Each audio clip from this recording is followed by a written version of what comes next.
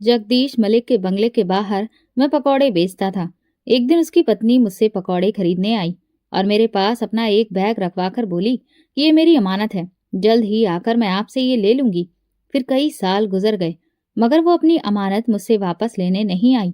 मैं रेडी से बड़े बड़े होटल का मालिक बन गया। एक दिन अचानक मेरी नजर जगदीश साहब की पत्नी पर पड़ी, जो फटे पुराने कपड़ों में सड़क पर बैठी थी। मैं भागता हुआ उनकी अमानत लौटाने गया तो वो मुझे देखकर मुस्कुरा पड़ी और बोली, इसे एक बार खोल कर तो देखो। मैंने कांपते हाथों से जैसे ही उसे खोला तो मेरा कलेजा मुंह को आ गया था। मैं एक मामूली सा पकौड़े बेचने वाला था। जगदीश मलिक के बंगले के करीब एक छोटी सी रेहड़ी लगाता था। सुबह से शाम तक मेरा यही कारोबार था और बस एक यही मेरी जिंदगी काटने का जरिया था। चाहे बारिश हो या तेज धूप हो, मैं रोज अपना ठेला वहीं पर लगाता था। सड़क पर चलते लोग, ऑफिस से आते जाते कर्मचारी, बच्चे और सभी लोग मेरे ग्राहक थे। लेकिन मेरी जिंदगी इतनी आसान नहीं थी। मैंने जिस दिन से अपने होश संभाले थे, तंगहाली और गरीबी को ही अपनी किस्मत बनते पाया था। मेरी माँ बीमार रहती थी। उनकी दवा के लिए अक्सर ही मेरे पास पैसे नहीं होते थे। मैं हर दिन यही कोशिश करता रहता था कि मैं ज्यादा से ज्यादा पकौड़े बेचूं, ताकि घर के खर्चों को उठाने के साथ साथ माँ के इलाज के लिए भी दवा खरीद सकूं। मेरी माँ एक बहुत ही नरम दिल और हर वक्त मेरे लिए ऊपर वाले से प्रार्थना करने वाली औरत थी। वह हमेशा कहती कि बेटा, देखना एक न एक दिन भगवान तुम्हारी मेहनत का फल तुम्हें जरूर देगा। बस तुम ईमानदारी से जियो और कभी किसी का हक मत मारना। दिन भर की मेहनत के बाद जब मैं शाम को कुछ कमाई लेकर घर लौटता तो सबसे पहले अपनी माँ के लिए दवा खरीदता था। अगर कभी कुछ पैसे बच जाते तो रास्ते में से किसी रेड़ी से एक आध सेब या फिर केले खरीद कर घर ले आता था। जब भी मैं अपनी माँ के लिए कुछ लेकर जाता तो वो मुस्कुराकर मेरे सर पर हाथ रखती और मुझे दुआएं देती। मेरा बेटा बहुत अच्छा है, भगवान तुम्हारी किस्मत में सारी खुशियां लिख दे, तुम्हें इज्जत दे। मेरी माँ की ये दुआएं मेरे लिए सबसे बड़ी कमाई थी। मुझे याद है वो दिन, जो कि हर रोज के आम दिनों के जैसा ही था, जैसे कि बाकी के दिन हुआ करते थे। मैं ताजा पकौड़े तल रहा था। गर्मा गर्म पकौड़ों की खुशबू चारों तरफ फैल रही थी। कुछ लोग आकर खरीद रहे थे तो कुछ लोग आगे निकल रहे थे, मगर मेरा ध्यान ज्यादातर अपने तेल में उबलते हुए पकौड़ों पर ही था कि अचानक से एक बहुत ही आलीशान महंगी गाड़ी मेरे करीब आकर रुकी। मैंने चौंक कर देखा। ये वही गाड़ी थी जो अक्सर जगदीश साहब के घर के बाहर खड़ी नजर आती थी। उसका दरवाजा खुला और एक औरत बाहर निकली। उस औरत ने अपने चेहरे को एक शॉल से ढका हुआ था। बस उसकी आंखें ही नजर आ रही थीं। वो आंखें ऐसी थीं जैसे कि उनके अंदर कोई बहुत बड़ा तूफान छुपा हो। वो धीरे धीरे मेरी तरफ आई। मैंने फौरन से अपने दोनों हाथों को झाड़कर साफ किया और उनकी तरफ आगे बढ़कर कहा, मैडम, कुछ पकौड़े दूं? मैंने जल्दी से अखबार में कुछ पकौड़े लपेट दिए और उनके हाथ में दे दिए। वो खामोशी से खड़ी रही, जैसे कि कुछ कहना चाहती हो मगर कह नहीं पा रही हो। फिर अचानक से उन्होंने एक छोटा सा काला चमड़े का बैग मेरे ठेले के ऊपर रखा और बहुत ही धीरे से बोली, ये मेरे लिए बहुत ही कीमती है। इसे अपनी अमानत के तौर पर अपने पास रख लो। मैं बहुत जल्द ही इसे आकर ले लूंगी। मैंने हैरानी से उनकी तरफ देखा। मेम साहब, ये तो, लेकिन आपका सामान है, ये मेरे पास कैसे? उन्होंने तुरंत ही अपना हाथ उठाकर मुझे रोक दिया। बस रख लो, मैं वापस जाऊंगी बहुत जल्द। मैंने उनके लहजे में एक अजीब सी बेबसी देखी थी, जैसे कि कोई मजबूर इंसान आखिरी सहारे की तलाश में हो। मैंने फिर कुछ नहीं कहा, बैग उठाया और अपनी रेडी के कोने में रख दिया। वो जल्दी से पलट कर अपनी गाड़ी में जाकर बैठ गई और चली गई। फिर वो दिन गुजर गया, फिर एक और दिन गुजर गया और फिर एक हफ्ता और फिर महीने, लेकिन वो वापस नहीं आई। शुरुआत में तो हर रोज उस बैग को मैं देखता रहता था और सोचता था कि शायद वो इसे भूल गई हैं या फिर बहुत ज्यादा बिजी हो गई हैं। वक्त गुजरता गया और उस बैग की मालकिन वापस नहीं आई। फिर मेरी माँ ने एक दिन मुझसे उस बैग के बारे में पूछा, बेटा, ये बैग कैसा है? मैंने माँ को सारी बात बताई तो वो सुनकर खामोश हो गई। फिर बोली, बेटा, ये तो किसी की धरोहर है और किसी की धरोहर को कभी भी गलत नजर से नहीं देखना। जो भी हो, पर तुम इसे मत खोलना। मैंने माँ की इस बात पर सर हिलाया। जी माँ, मैं इसे कभी नहीं खोलूंगा। लेकिन मेरे दिल में कई तरह के सवाल उठते रहते थे। अगर ये बैग इतना कीमती था तो वो इसे वापस लेने क्यों नहीं आई? कहीं ऐसा तो नहीं कि इसमें ढेर सारी दौलत भरी हो या फिर इसमें कोई राज छुपा हो। लेकिन मैंने अपनी माँ की नसीहत पर अमल किया था और कभी भी बैग को खोलने की हिम्मत नहीं की थी। जिंदगी अपनी रफ्तार से चलती जा रही थी। मैं रोजाना पकौड़े बेचता, जो भी कमाई होती उसमें से अपनी माँ की दवा खरीदता और उनके लिए कुछ फल लाता, और जो बचता वो घर गृहस्थी को चलाने में लगा देता। कई बार ऐसा होता था कि माँ की दवा के पैसे भी मेरे पास नहीं होते थे, तो मैं खुद भूखा रहकर उनके लिए दवा ले आता था। माँ मेरे सर पर हाथ रखती और कहती, बेटा देखना, तुम्हारी किस्मत में खुशियां जरूर आएंगी, बस धैर्य रखो। और मैं धैर्य रखता चला गया, नहीं जानता था कि ये बैग एक दिन मेरी तकदीर बदल देगा। वक्त गुजरता गया और मेरी मेहनत रंग ले आई और मेरे पकौड़े हर तरफ मशहूर होने लगे। लोग मेरी ईमानदारी की कस्में खाने लगे और मैं रेडी से एक छोटे से होटल का मालिक बन गया। मैंने एक छोटा सा होटल खोल लिया। मैं दिन रात मेहनत करता और मेरी माँ की दुआएं मेरी कामयाबी की सीढ़ियां बनती गईं। लेकिन वो बैग अभी भी मेरे पास था। हर रात जब मैं अपने होटल के कोने में उस बैग को देखता तो दिल में एक अजीब सी बेचैनी होती। ये बैग अब मेरी जिंदगी का हिस्सा बन चुका था, मगर मैं ये नहीं जानता था कि ये बैग तो मेरा नसीब लिखने वाला है। वो दिन गुजर गया, फिर एक और दिन, और फिर एक हफ्ता, और फिर महीने, लेकिन अभी भी वापस नहीं आई वो औरत। शुरुआत में तो रोज उस बैग को मैं देखता था और सोचता था कि कहीं ये कोई पैसों से भरा हुआ बैग तो नहीं है, मगर मेरे दिल में एक डर सा बैठ जाता था। ये तो किसी की अमानत है, मैं इसे कैसे खोल सकता हूँ? और ऐसा कीमती बैग तो अमीर लोग ही रखते हैं। कहीं इसमें हीरे जवाहरात तो नहीं है, या फिर किसी की ब्लैक मनी? मन में आता कि एक बार तो खोलकर देख लो, मगर फिर मैं हमेशा अपना सर झुका देता। कभी हिम्मत नहीं हुई उसे खोलने की। साल गुजरते गए, मैंने अपने काम में बहुत मेहनत की। छोटे से ठेले से एक छोटा सा होटल खोल लिया और फिर वही होटल बड़ा होता गया। फिर मेरा होटल पूरे शहर में मशहूर हो गया। मेरी किस्मत बदल गई, लेकिन वो बैग अभी भी मेरे पास था, बिल्कुल वैसे का वैसा। बहुत बार सोचा कि शायद वो मेम साहब मर गई होगी या फिर कहीं चली गई होगी, मगर मैंने कभी उस बैग को खोलने की हिम्मत नहीं की या फिर किसी को देने की भी हिम्मत नहीं हुई, ये सोचकर कि ये तो किसी की अमानत है। अब वो अमानत का बोझ मेरी आत्मा पर था। मुझे नहीं मालूम था कि बरसों के बाद एक दिन जब मेरी जिंदगी पूरी तरह से बदल चुकी होगी, तो फिर एक दिन मैं उन्हीं आंखों का सामना करूंगा। लेकिन इस बार वो आंखें एक भिखारी की होंगी। वक्त भी बहुत अजीब है, कभी किसी के लिए बहुत तेज दौड़ता है तो कभी किसी के लिए बिल्कुल ठहर सा जाता है। और मेरे लिए भी वो कुछ देर के लिए ठहरा था और फिर धीरे धीरे चलने लगा। वो मेम साहब जिन्होंने वो काला चमड़े का बैग मेरे ठेले पर रखवाया था, एक दिन भी लौट कर नहीं आई थी। पहले दिन मैंने सोचा कि शायद वो व्यस्त हो गई, दूसरे दिन सोचा कि शायद कोई मजबूरी आ गई हो, तीसरे दिन दिल ने कहा कि बैग छोड़कर वो तो भूल गई होगी। लेकिन फिर अपने ही सवाल पर मुझे झिझक महसूस हुई। भला कौन भूल सकता है ऐसी चीज को जिसे वो अपनी जान से ज्यादा कीमती समझता है? लेकिन अब मैं बहुत ही अजीब कशमकश में था। वो बैग मेरे ठेले के नीचे रखा हुआ था और रोज मैं जब अपनी रेडी लगाता तो एक लम्हे के लिए मेरी नजर उस पर जरूर जाती। मन में बहुत ख्याल भी आते और कुछ डर भी। कई लोगों ने मुझे राय दी, हर कोई अपने तजुर्बे और अपनी नीयत के हिसाब से राय देता था। भाई, ये तो तुम्हारी किस्मत है कि किसी अमीर औरत का ये खजाना है, खोलो और देखो, शायद जिंदगी बदल जाए तुम्हारी। कुछ लोगों ने तो हंसी में कहा, यार तुम तो बस पकौड़े ही बेचने वाले हो, किस्मत ने तुम्हें एक मौका दिया है, इसे बेकार मत करो। मगर मैं हर बार सर झुका देता। मैं इस अमानत को हाथ नहीं लगा सकता। मगर क्या मेरा दिल वाकई में सुकून में था? दिन तो व्यस्तता में गुजर जाता था, मगर जब रात आई सब लोग थक कर सो जाते, होटल की रोशनी जब चारों तरफ जगमगा रही होती, तो कभी दिल में मेरे एक ख्वाब उठने लगता कि कहीं ऐसा ना हो कि अगर मैंने इसे खोला तो कोई मुसीबत मेरे गले आ पड़े।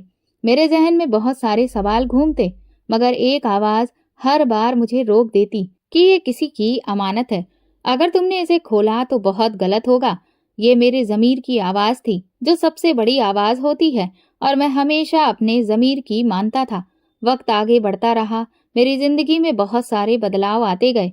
रेडी से होटल, फिर एक होटल से दूसरा, और ये मैंने अपनी मेहनत से अपना मकाम बना लिया था। लेकिन वो बैग अभी भी मेरी अलमारी के अंदर किसी खजाने की तरह पड़ा था। लेकिन वो एक ऐसा खजाना था जिसे मैं खोल नहीं सकता था। फिर एक रात कुछ ऐसा हुआ जिसने मेरे ईमान को झकझोर कर रख दिया था। हुआ यूं कि एक दिन मैं होटल के हिसाब किताब को निपटाकर घर लौट रहा था। मेरी जेब में उस वक्त कुछ रकम थी जो दिन भर की कमाई थी। दिल में सुकून था कि अब माँ के लिए दवा और कुछ फल खरीद लूंगा। उस वक्त गलियां बहुत सुनसान थीं। एक स्ट्रीट लाइट टिमटिमा रही थी। मैं धीरे धीरे अपने मोहल्ले की तरफ जा रहा था कि तभी अचानक 3 आदमी मेरी तरफ बढ़े और उन्होंने कहा, ए जरा रुको। मैं ठिठक गया। तीनों के हाथों में चमकते हुए चाकू थे। उनके चेहरे आधे ढके हुए थे। वो बोले, जो कुछ भी जेब में है निकाल दो। एक ने बहुत ही गुस्से भरे लहजे में कहा तो मैं घबरा गया, मगर मैंने खुद को संभालने की बहुत कोशिश की। भाई साहब, मेरे पास बस थोड़े से ही पैसे हैं और ज्यादा कुछ नहीं है, मैंने दबी हुई आवाज में कहा। मगर उन्होंने मुझे दबोच लिया।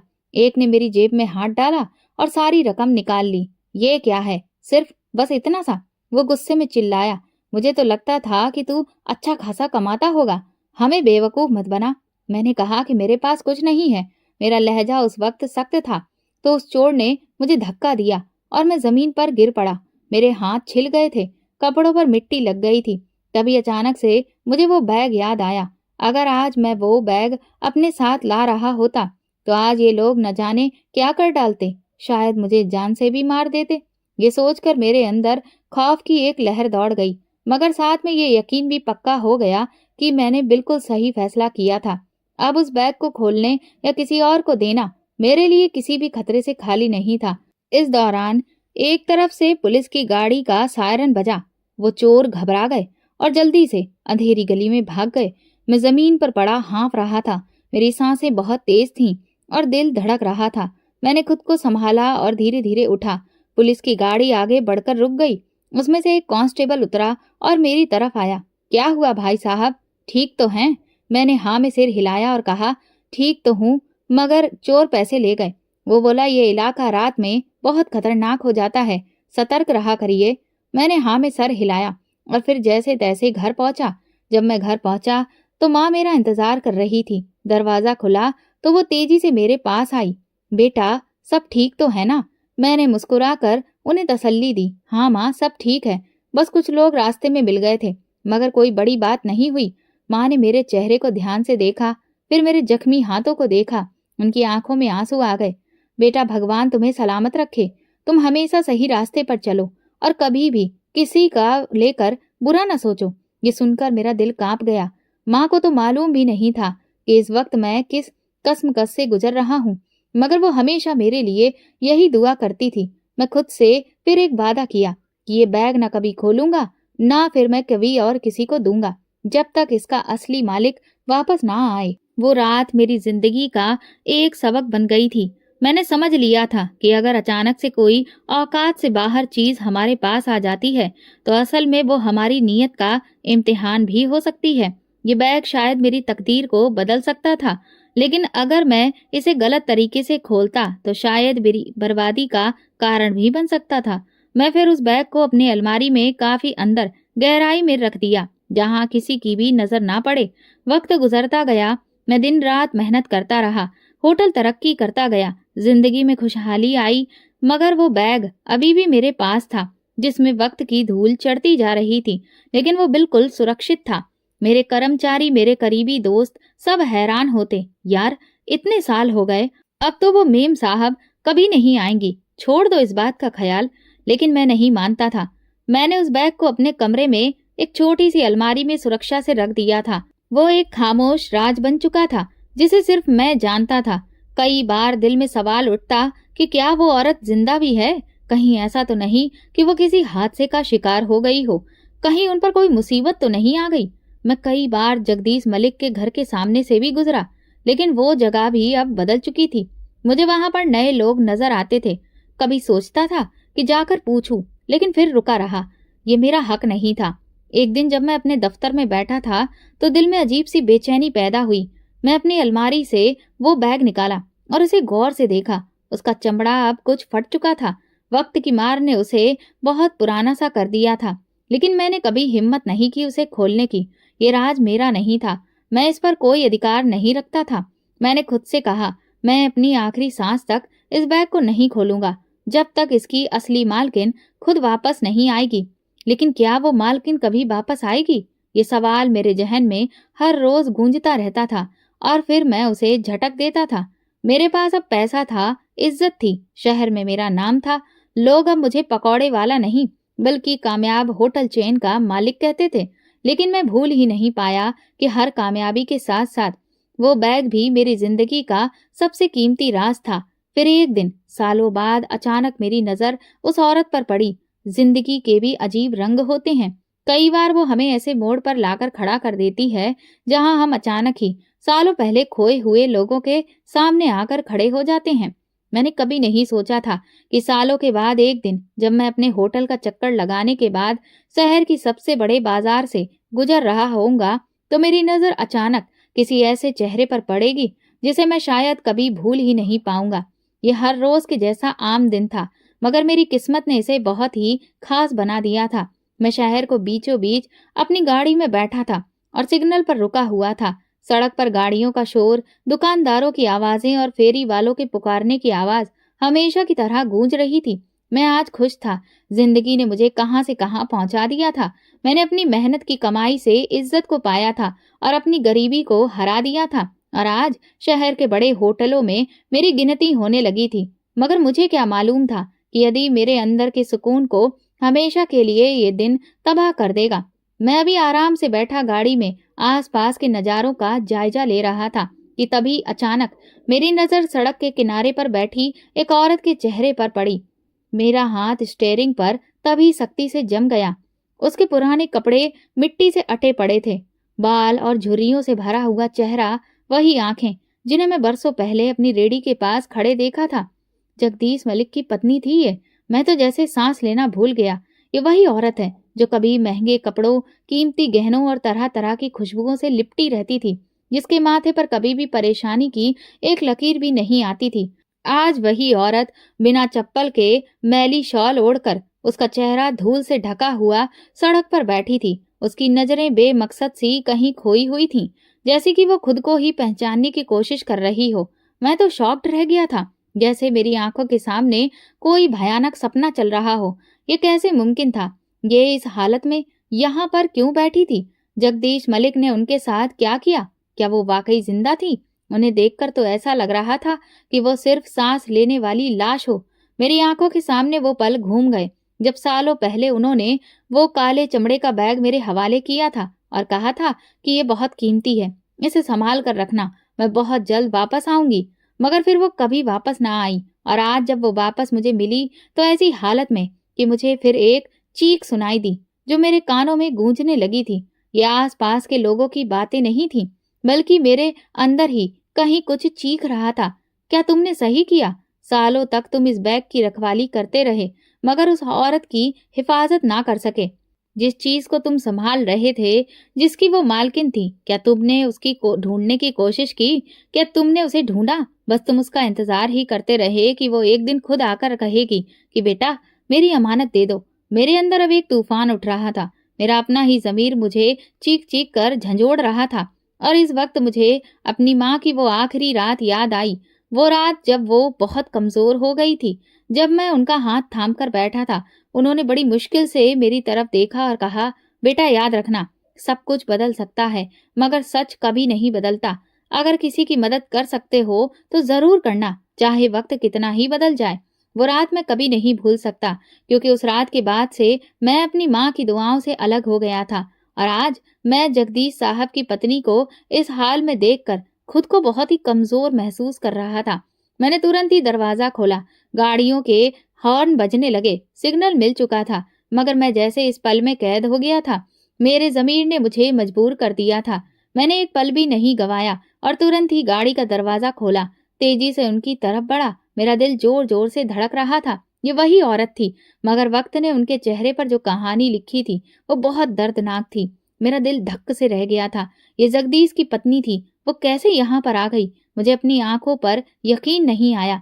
जो कभी कीमती गाड़ियों में घूमती थी, जो किसी जमाने में बहुत ही नरम और महंगे कपड़ों से सजी धजी रहती थी, आज वही औरत भिखारिनों की तरह जमीन पर बैठी थी और वो लोगों की तरफ दयनीय नजरों से देख रही थी। लेकिन कोई भी उन्हें पहचानने को तैयार नहीं था। मेरे हाथ कांपने लगे, दिल में हजारों सवाल उठने लगे। ये क्या हो गया? वो कहाँ गायब हो गई थी? क्या जगदीश साहब ने उन्हें छोड़ दिया था या कोई और मुसीबत उन पर टूट पड़ी थी? मेरे दिमाग में सालों पुरानी बातें ताजा हो गईं। वो पल जब उन्होंने वो बैग मेरे पास रखवाया था, उनकी वो घबराई हुई आवाज, उनकी आंखों में छुपी हुई बेचारगी। मैं भागकर उनके पास गया।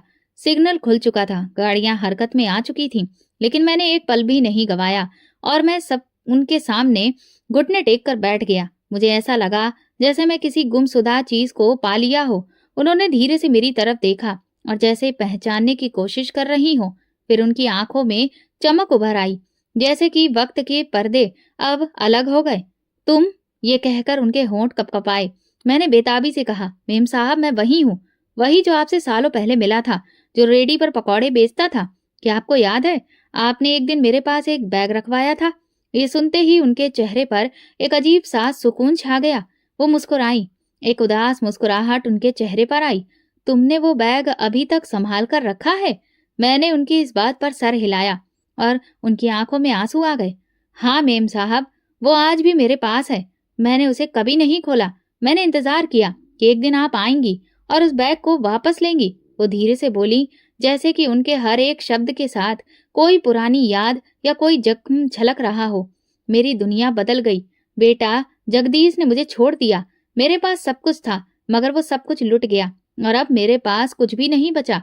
मैं यहाँ हूँ, लेकिन मैं कहीं की नहीं रही। उनके शब्द मेरे दिल को चुभ रहे थे। क्यों? ऐसा क्यों हुआ? उन्होंने अपना सर झुका लिया। वो बैग जो मैंने तुम्हारे पास रखवाया था, वो ही मेरी आखिरी उम्मीद थी, मगर मैं उसे लेने वापस नहीं आ सकी। जगदीश को पता चल गया था कि वो बैग मेरे पास था और उसने मुझे सब कुछ छीन लिया। अब मैं दूसरों के ऊपर निर्भर हो गई और सड़कों पर आ गई। कोई मुझे पहचानता भी नहीं। मैं तो दंग रह गया। ये भाग्य का कैसा खेल था। अब मेरे लिए एक पल भी गंवाना मुमकिन नहीं था। मेम साहब, मेरे साथ चलिए, मैं आपको आपकी अमानत लौटा दूंगा। उन्होंने थके हुए लहजे में कहा। अब कैसी अमानत बेटा, सब कुछ तो खत्म हो चुका है। मगर मैंने उनसे बहुत जिद की। नहीं, जो चीज आपकी थी वो आपको वापस मिलेगी, चाहे जो भी हो। मैं उन्हें अपनी गाड़ी में बिठाकर अपने ऑफिस ले आया। वो खामोश बैठी रही, जैसे सालों की तकलीफ उनकी रूह में गहराई तक जम चुकी हो। मैंने जल्दी से अलमारी खोली और बैग निकाला, जो सालों से मेरी जिंदगी का हिस्सा बना हुआ था। मेरे हाथ कांप रहे थे। मैंने मिट्टी से सने हुए उस काले चमड़े के बैग को उनके सामने रख दिया। ये लीजिए मेम साहब, आपकी अमानत। उन्होंने बैग को देखा, जैसे किसी खोई हुई चीज को दोबारा पा लिया हो। फिर उन्होंने मेरी तरफ देखा। उनकी आंखों में अजीब सी रोशनी थी। इसे एक बार खोल कर तो देखो बेटा। फिर मेरे हाथ पसीने से भीग चुके थे। मैंने कांपते हाथों से बैग की जिप खोली और जैसे ही मैंने बैग का मुंह खोला, एक अजीब सी ठंडी लहर मेरे पूरे शरीर में दौड़ गई थी। ये वो पल था जिससे मैं सालों से बचता आया था। वो राज जो मैंने कभी भी जानने की कोशिश नहीं की थी, आज वो खुद ब खुद मेरे सामने खुलने वाला था। और जैसे ही मैंने उस बैग के अंदर झांका, मेरे दिल की धड़कनें थम गई थीं। बैग के अंदर कुछ पुराने कागजात थे जिनकी हालत खराब थी, कुछ खस्ता हाल दस्तावेज थे और एक छोटा सा लोहे का बॉक्स पड़ा था। लेकिन जो चीज सबसे ज्यादा दर्दनाक थी, वो थी एक पुराना खून से सना हुआ कपड़ा, जिस पर वक्त की धूल जम चुकी थी। मेरी तो सांसें ही रुक गईं। ये क्या है? मैंने डरती आवाज में पूछा। जगदीश की पत्नी खामोश बैठी रही, जैसे कि उनकी आत्मा कहीं दूर जा चुकी हो। फिर उन्होंने धीरे से अपना सर उठाया। उनकी आंखों में एक ऐसा दर्द था जो मैंने पहले कभी नहीं देखा था। ये मेरे बेटे का खून है बेटा। ये सुनकर मेरा दिल दहल गया। आपका बेटा? मैंने हैरानी से फिर दोहराया। मगर जगदीश साहब का तो कोई बेटा नहीं था। वो एक गहरी सांस लेकर बोली, नहीं, ये वो हकीकत है जो दुनिया से छुपाई गई। जगदीश ने मेरी कोख से जन्म लेने वाले मेरे दिल के टुकड़े को मार दिया। ये सुनकर मेरे पूरे शरीर में सनसनी सी दौड़ गई। क्या? मैं बहुत ही मुश्किल से बोल पाया था। उन्होंने कांपते हाथों से बैग से पुराना कागज निकाला और मेरे हाथ में थमा दिया। मैंने जल्दी से उसे पढ़ना शुरू किया। ये एक पुराना मेडिकल रिपोर्ट था, जिसमें एक बच्चे की पैदाइश के बारे में बताया गया था, मगर उसमें से बच्चे का नाम गायब था। फिर उन्होंने दूसरा कागज निकाला, जिसे देखकर पता चल रहा था कि वो एक पुलिस की रिपोर्ट थी, जो कभी भी दर्ज नहीं की जा सकी। ये मेरे बेटे की मौत की रिपोर्ट थी, मगर जगदीश ने अपने ताकत के बलबूते पर इस रिपोर्ट को दबा दिया। ये सब कैसे हुआ? मैंने खुद को संभाला और धीरे से पूछा, मेम साहब, मुझे सब कुछ बताइए। मैं सब जानना चाहता हूँ कि ये सब कैसे हुआ। ये सुनकर वो जैसे कई सालों पीछे चली गईं। मैं एक अमीर परिवार से ताल्लुक रखती थी। मेरे पिता के देहांत के बाद मैं अपने पति के साथ एक बहुत ही खुशहाल जिंदगी गुजार रही थी। मेरा पति एक ईमानदार और शरीफ इंसान था जो मुझसे सच्चा प्यार करता था, मगर शायद मेरी किस्मत को कुछ और ही मंजूर था।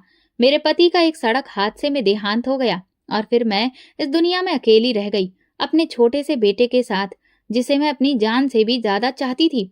मेरे पति अपनी सारी दौलत और जायदाद अपने बेटे के नाम पर करके गए थे और अब मैं उनके इतने बड़े कारोबार और दौलत की रखवाली बन गई थी जब तक मेरा बेटा बड़ा ना हो जाता। और फिर यही वो पल था जब जगदीश मेरी जिंदगी में आया। जगदीश ने मेरे दुख के समय में मुझे सहारा दिया, मेरी तन्हाई का फायदा उठाया, मेरी इज्जत, मेरी दौलत और मेरे विश्वास को जीतने की पूरी कोशिश की। मगर असल में तो उसका मकसद मेरी मोहब्बत नहीं था, बल्कि उसका मकसद मेरी दौलत था। जगदीश ने मुझसे शादी कर ली, मगर सच्चाई में तो वो मेरे दिल का नहीं, मेरे बैंक अकाउंट का मालिक बनना चाहता था। पहले तो सब कुछ ठीक लगा। वो मेरा बहुत ख्याल रखता था, मेरा दुख बांटता था और मेरा हमसफर बनने का ड्रामा करता रहा। लेकिन जगदीश के सब्र का पैमाना उस दिन भर गया जब उसे ये पता चला कि मेरी सारी दौलत मेरे बेटे के नाम पर है। वो एक पल में ही बिल्कुल बदल गया। उसकी आंखों में जो नमी थी वो पूरी तरह से खत्म हो गई। अब उसकी आंखों में प्यार नहीं था, लालच था, गुस्सा था और एक साजिश थी। पहले दिन से ही जगदीश मेरे बेटे को पसंद नहीं करता था, मगर मैंने उसे नजरअंदाज किया। सोचा कि शायद वो वक्त के साथ बदल जाएगा। जब उसने मेरे वकील से मेरी दौलत के बारे में सब कुछ जान लिया तो उसका रवैया पूरी तरह से बदल गया। ये क्या, तुम्हारी सारी दौलत तुम्हारे बेटे के नाम पर है? उसने सख्त लहजे में पूछा। मैंने धीरे से कहा, हाँ, ये मेरे पहले पति की आखिरी निशानी है और मैं उसका हक उसे देने से कभी भी पीछे नहीं हटूंगी।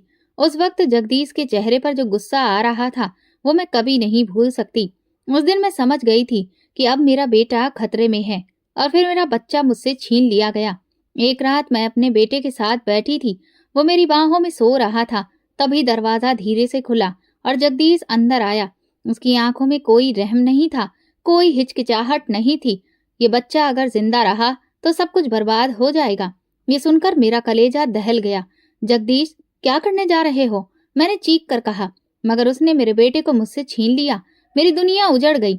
अगली सुबह जगदीश मेरे पास आया। उसका चेहरा ठंडा पड़ा हुआ था, जिस पर कोई भी हाव भाव नहीं थे। तुम्हारा बेटा मर गया है, बस। उसने बड़े ही आम से शब्दों में ये बात कही, जैसे कि ये बात बहुत मामूली हो। ये सुनकर मेरी आंखों के आगे अंधेरा छा गया था। मैं चीख पड़ी और अपना सर दीवारों से टकराने लगी, मगर वो खड़ा रहा, जैसे कि मैं एक तमाशा हूँ, जैसे कि ये सब कुछ तो पहले से तय था। जब मैंने सब कुछ खो दिया तो मुझे कुछ भी समझ न आया, लेकिन अभी भी एक चीज बची थी। मैं जानती थी कि मेरी जिंदगी अब खत्म हो चुकी है, मगर मैं जगदीश को सजा देना चाहती थी। मैंने अपनी बची हुई ताकत को जुटाया और वो सारे दस्तावेज, वकील के कागजात और सबूत जो मेरी जायदाद मेरे बेटे के नाम पर है, ये साबित करने वाले थे, मैंने एक बैग में रखे और ये वही काला चमड़े का बैग था।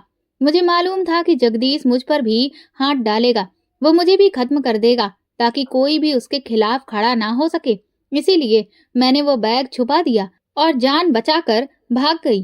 और तब मैंने एक अजनबी पर भरोसा किया। मैंने तुम्हें देखा, एक सादा सा ईमानदार इंसान जो अपनी जिंदगी की रोटी कमाने के लिए दिन रात मेहनत कर रहा था। मैंने तुम पर भरोसा किया।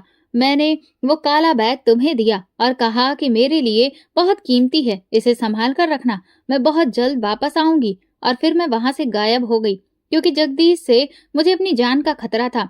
जब मैं अपनी अमानत लेने आई थी, मगर तब तक बहुत देर हो चुकी थी और अब मैं यहाँ पर हूँ, इस फुटपाथ पर बैठकर रोटी के कुछ टुकड़े बीनने के लिए मजबूर हूँ। और वो जगदीश अभी भी अपनी दौलत के नशे में चूर, ताकत के नशे में मदहोश एक कामयाब इंसान बना बैठा है। लेकिन अब सब कुछ बदलने वाला है, क्योंकि तुमने वो अमानत संभाल कर रखी है। अब वक्त आ गया है कि जगदीश से उसके हर एक जुल्म का हिसाब लिया जाए। मेरा दिल जोर जोर से धड़कने लगा। ये बैग मैंने तब छुपाया जब मैंने वो खून से सने कपड़े देखे थे और इन दस्तावेजों को संभाला था कि किसी दिन अगर मैं जिंदा रहती तो दुनिया को यह सच बता सकूं। मैंने कहा, लेकिन आप फिर ये बैग मेरे पास रखवा कर चली क्यों गई? मैंने सवाल किया। वो बोली, क्योंकि जगदीश को मालूम पड़ गया था कि मेरे पास सबूत हैं। वो मुझे मारना चाहता था। मुझे खत्म करना चाहता था। मैंने किसी तरह वो बैग निकाला और उसे तुम्हारे पास रखवा दिया, क्योंकि मैं जानती थी कि तुम एक ईमानदार इंसान हो और तुम इसकी हिफाजत करोगे। और फिर मैं खुद को बचाने के लिए भागती रही, यहाँ वहां छुपती रही, और आखिरकार मैंने सब कुछ खो दिया। अब क्या होगा? मैं ये सोचते हुए बैठ गया। मेम साहब, अब आप क्या करेंगी? उन्होंने अपना सर उठाया। उनकी आंखों में एक नई रोशनी थी। इंतकाम या इंसाफ? अब मैं करूंगी जो बरसों पहले मुझे कर लेना चाहिए था। मैं ये सबूत लेकर जगदीश को बेनकाब करूंगी। मैं जानता था कि यह काम इतना आसान नहीं होगा। जगदीश मलिक एक बहुत बड़ी शख्सियत था। वो ताकतवर था, वो रसूख रखने वाला आदमी था। अगर उसका ये राज खुला तो सब कुछ बर्बाद हो सकता था। अब मेरे सामने बस एक फैसला था कि क्या मैं इस लड़ाई में मेम साहब का साथ दूं? क्या मैं जगदीश जैसे आदमी के खिलाफ खड़ा हो जाऊं, या मैं खामोश रहकर अपनी कामयाब जिंदगी का लुत्फ उठाऊं? मेरे अंदर जंग छिड़ चुकी थी। बैग का राज खुल चुका था और मेरे सामने एक खौफनाक हकीकत पड़ी थी। जगदीश साहब ने अपने ही बेटे को कत्ल कर दिया था और इस जुर्म के तमाम सबूत बरसों से मेरे पास सुरक्षित थे। मैंने कभी नहीं सोचा था कि वो बैग जो मैंने अमानत समझकर संभाला था, वो एक ऐसी कयामत का गवाह होगा जो इंसानियत को झंझोड़ कर रख देगी। मेरे दिल में एक कसमकस चल रही थी। क्या मैं जगदीश जैसे आदमी के खिलाफ खड़ा हो सकता हूँ? क्या मैं अपनी जिंदगी को खतरे में डालकर सच्चाई का साथ दूं, या मैं खामोश रहूं और ये मामला यहीं पर छोड़ दूं? मेम साहब ने मेरी तरफ देखा। उनकी आंखों में दर्द था, मगर साथ ही एक प्रार्थना भी थी, जैसे वो उम्मीद कर रही हो कि मैं उन्हें अकेला ना छोड़ूं। वो बोली, बेटा, अब ये फैसला तुम्हें करना है। मैं जानती हूँ कि जगदीश ताकतवर इंसान है तो तुम्हें नुकसान पहुंचा सकता है, मगर मैं ये भी जानती हूँ कि तुम वही ईमानदार इंसान हो जिसने सालों तक मेरी अमानत की हिफाजत की। ये सुनकर मेरे पूरे शरीर में एक बहुत झुरझुरी सी दौड़ गई। ये फैसला आसान नहीं था, मगर मेरे नसीब में शायद यही लिखा था। जगदीश एक बहुत बड़ा कारोबारी था। वो एक ऐसा आदमी था जिसके पीछे बड़े बड़े राजनेता, पुलिस और कई ताकतवर लोग खड़े थे। उसके खिलाफ कोई कदम उठाना मतलब खुद को खतरे में डालने के बराबर था। मेम साहब, अगर हमने ये राज सबको बता दिया तो जगदीश हमें खत्म करने में एक पल भी नहीं लगाएगा। उन्होंने सांस ली। मैं जानती हूँ, मगर क्या ये खौफनाक सच्चाई सबके लाने से हमें रोक सकता है? अगर मैं ये सब बर्दाश्त कर सकती हूँ तो तुम क्यों नहीं? मेरे पास अब कोई जवाब नहीं था। मुझे अब अपनी जिंदगी बहुत मुश्किल में डूबी लग रही थी। लोगों को मैंने कई तरह की धोखाधड़ी करते देखा था, मगर आज जो कसमकस मेरे दिल में थी वो सबसे बड़ी थी।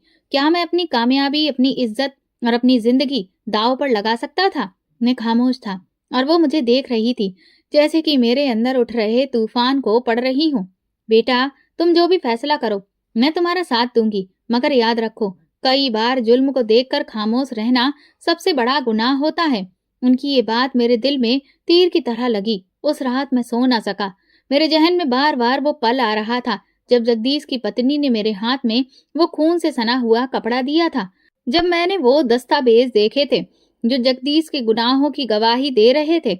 मैं अपने उन दिनों को याद करने लगा जब मैं एक पकौड़ा बेचने वाला था, और आज जब मैं कामयाब होटल चेन का मालिक था, तो ये कामयाबी अब मुझे जुल्म के खिलाफ आवाज उठाने से रोक रही थी।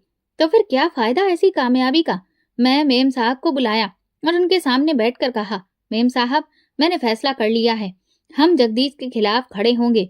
ये सुनकर उनकी आंखों में खुशी थी और खौफ भी था जो एक साथ झलक रहा था। मगर ये आसान नहीं होगा बेटा, मुझे परवाह नहीं है, मैंने मजबूत लहजे में कहा।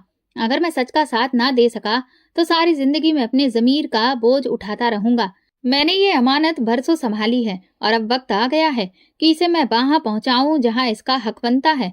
हमें अब ऐसे किसी शख्स की जरूरत है जो जगदीश के खिलाफ केस लड़ सके, मगर ऐसा वकील मिलना आसान नहीं था।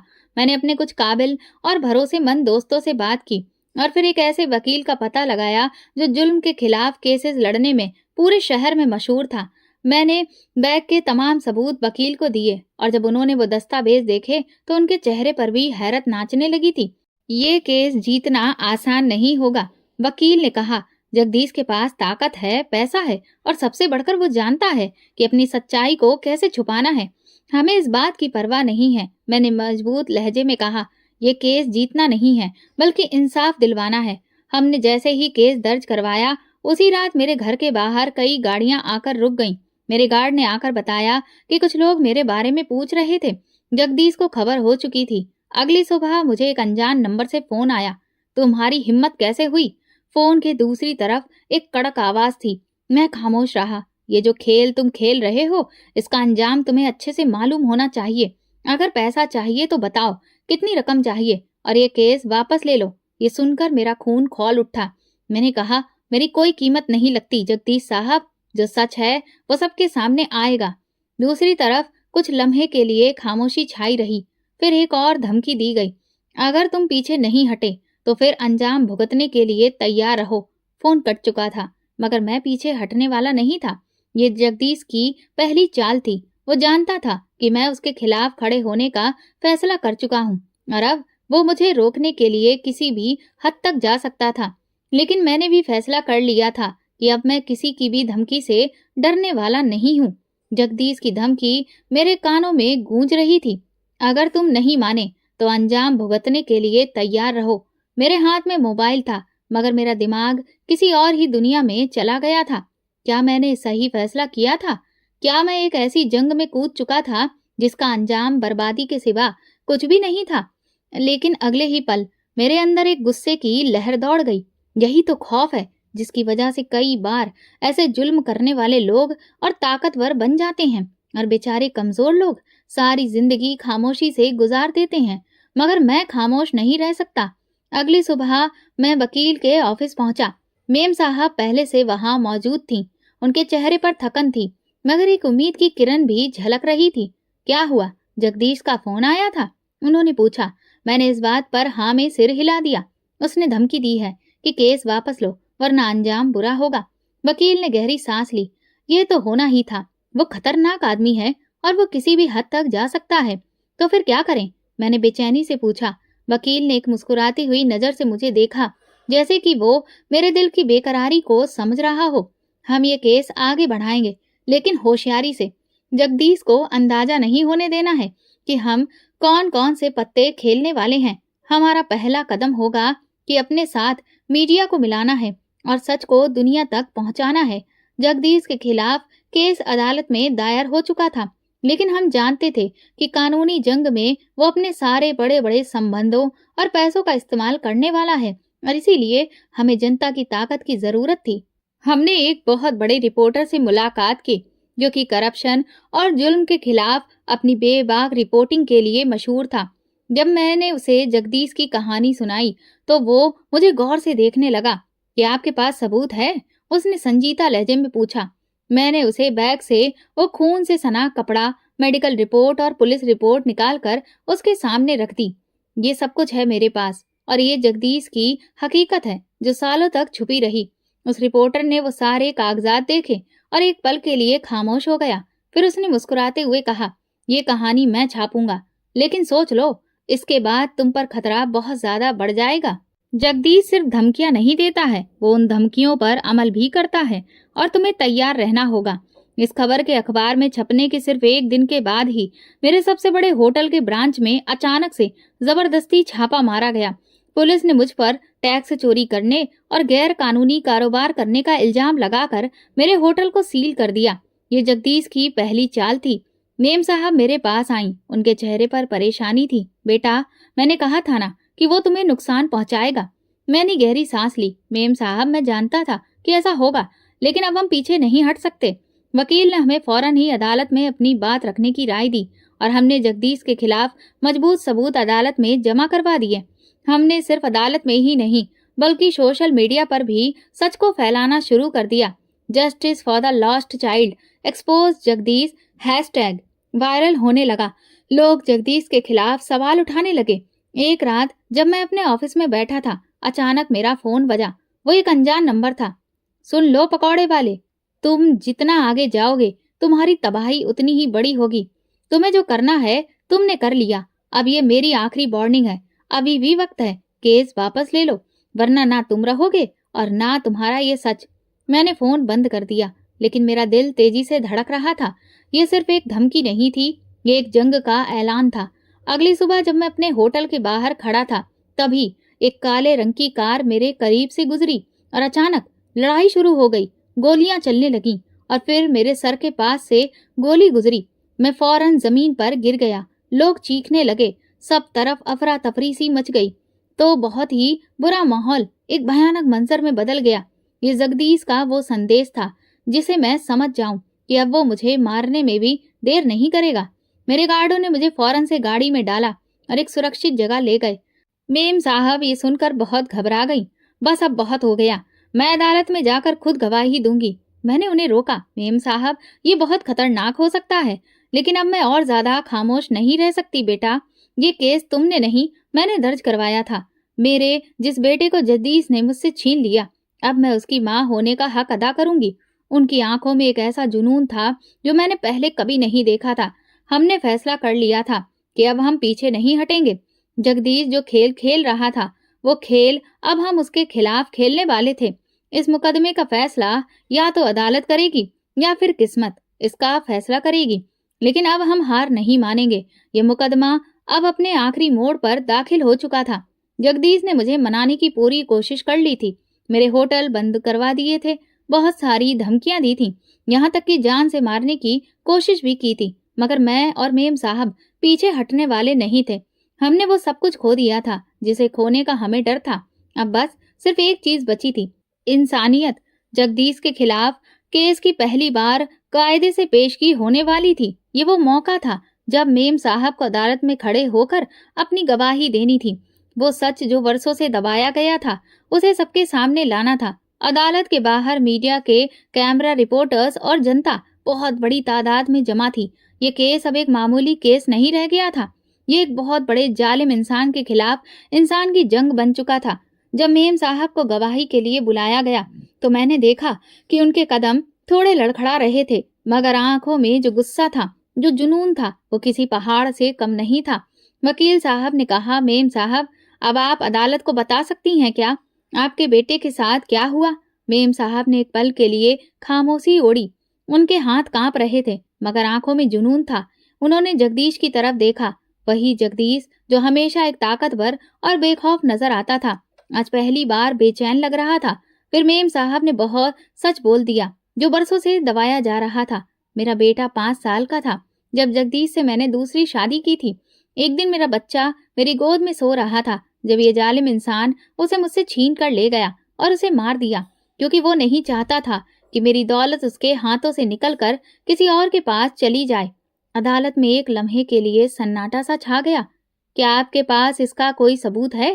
जज ने संजीदगी से पूछा। मेम साहब ने एक लम्हे के लिए मेरी तरफ देखा। मैंने आगे बढ़कर वो काले चमड़े का बैग पेश कर दिया जिसमें मैंने वो अमानत बरसों से संभाल कर रखी थी। ये सबूत है जज साहब, ये वो दस्तावेज हैं जो मेरे पहले पति ने तैयार करवाए थे, वो कानूनी कागजात जिनमें सब लिखा था कि मेरी दौलत का असली वारिस मेरा बेटा है, ना कि जगदीश। ये बहुत सारे कागजात हैं जिन्हें जगदीश ने मुझसे छीना और जलाने की कोशिश की थी, मगर मैं उन्हें बचाकर ले आई। अदालत में लोग आपस में खुसुर पुसुर करने लगे। जगदीश के वकील ने फौरन विरोध उठाया, ये झूठ है। इन दस्तावेजों का जगदीश के मामले से कोई भी रिश्ता नहीं है। इनमें कहाँ लिखा है कि जगदीश ने ये खून किया है? मेम साहब ने सर उठाया। अगर झूठ है तो जगदीश ये बताने की कोशिश करे कि मेरा बेटा कहाँ है, वो क्यों अचानक गायब हो गया, क्यों मैं आज अदालत में खड़ी हूँ जबकि असली वारिस यहाँ नहीं है। जज ने गहरी नजरों से जगदीश को देखा और फिर कहा, क्या आपके पास इस बात के खिलाफ कोई और मजबूत सबूत है? मेम साहब एक लम्हे के लिए थकी हुई सी नीचे देखने लगी, मगर फिर वो बुलंद आवाज में बोली, जज साहब मैं आपको सबूत दे सकती हूँ। जब अदालत में सच बोला गया, मेम साहब ने अपनी शॉल में हाथ डाला और एक पुराना मोबाइल निकाला जिसकी स्क्रीन टूटी हुई थी, मगर वो अभी भी काम कर रहा था। ये वो मोबाइल है जिसमें जगदीश की वो बातचीत सुरक्षित है जो उसने मेरे बेटे को कत्ल से पहले अपने आदमियों के साथ की थी। अदालत में एक बार फिर से खुसुर पुसुर होने लगी। वकील ने मोबाइल लिया और अदालत की इजाजत से ऑडियो चलाई गई। जगदीश की तेज आवाज अदालत में गूंजी, ये लड़का जिंदा रहा तो मेरी सारी दौलत खत्म हो जाएगी, वो बड़ा हुआ तो सब कुछ उसके हाथ में चला जाएगा। मैंने उसकी माँ से शादी सिर्फ और सिर्फ दौलत के लिए की थी, ना कि उसके मनहूस बच्चे के लिए। उसका वजूद खत्म करना बहुत जरूरी है। ये सुनकर अदालत में सनसनी फैल गई। ये वो सबूत था जो जगदीश के चेहरे से ताकत और गुरूर का आखिरी नकाब भी उतार चुका था। जगदीश, जो इस पूरी कार्रवाई के दौरान खामोश था, अचानक अपनी कुर्सी से उठा और चीखा, ये औरत झूठ बोल रही है। ये मुझे बदनाम करने के लिए खेल खेल रही है। मैं अदालत से रिक्वेस्ट करता हूँ कि इस केस को फौरन खारिज कर दिया जाए। जज ने एक पल उसे गौर से देखा और फिर संजीदगी से बोले, अगर तुम्हें यकीन है ये सारे इल्जाम झूठे हैं तो तुम अदालत को बताओ कि वो लड़का कहाँ है। ये सुनकर जगदीश का रंग बदल गया। वो एक पल खामोश हो गया, फिर झूठ बोलने की कोशिश की। वो लड़का कहीं चला गया था, वो घर से भाग गया था। मेम साहब ने सख्त लहजे में कहा, तो फिर बताओ, उस रात मेरे कमरे में आकर तुमने क्या किया था? वो खून के धब्बे मेरे बेटे के कपड़ों पर क्यों थे? अगर वो भागा था तो फिर उसे दोबारा कभी क्यों नहीं देखा गया? जज ने एक लम्हे के लिए सर झुकाया, फिर गहरी सांस लेकर फैसला सुनाया। जगदीश को तुरंत हिरासत में लिया जाए और इस केस की अच्छे से तहकीकात की जाए। ये अदालत जगदीश पर कत्ल के सबूत मिटाने और धमकियां देने के सारे इल्जामों को लगाती है। पुलिस फौरन आगे बढ़ी और तब जगदीश की आंखों में पहली बार खौफ नजर आया। ये सब झूठ है, वो चिल्लाया, मगर अब उसकी कोई नहीं सुन रहा था। आखिरकार इंसाफ मिल गया था। जब अदालत बर्खास्त हुई तो मैंने मेम साहब की तरफ देखा। उनकी आंखों में आंसू थे, मगर ये खुशी और सुकून के आंसू थे। उन्होंने मेरी तरफ देखा और कहा, बेटा, अगर तुम न होते तो मैं ये कभी भी नहीं कर पाती। तुमने मेरी अमानत संभाली और उसे सही जगह पहुंचाया। मैंने मुस्कुरा कर जवाब दिया, मेम साहब, ये सिर्फ आपकी जंग नहीं थी, ये हर उस इंसान की जंग थी जो सच के लिए लड़ना चाहता है। सब कुछ खत्म हो चुका था, मगर मैं जानता था कि ये कहानी सिर्फ जगदीश के जेल जाने पर खत्म नहीं होती। ये कहानी एक ईमानदार इंसान की कहानी थी जो एक अमानत को बरसों से संभाले रहा, सिर्फ इसलिए कि सच एक दिन दुनिया के सामने आ सके। ये कहानी एक माँ की थी जिसने अपने बेटे के लिए इंसाफ हासिल करने के लिए सब कुछ कुर्बान कर दिया। और सबसे बढ़कर ये कहानी उस सबक की थी कि सच को दबाया जा सकता है, मगर हमेशा के लिए नहीं। दोस्तों, अगर आपको हमारी ये कहानी पसंद आई है तो प्लीज कमेंट करके जरूर बताएं और वीडियो को लाइक करके ज्यादा से ज्यादा शेयर करिए। चैनल पर नए हैं तो सब्सक्राइब करें और हाँ, नोटिफिकेशन बेल को जरूर दबाएं ताकि अगली अपडेट सबसे पहले आपको मिले। धन्यवाद।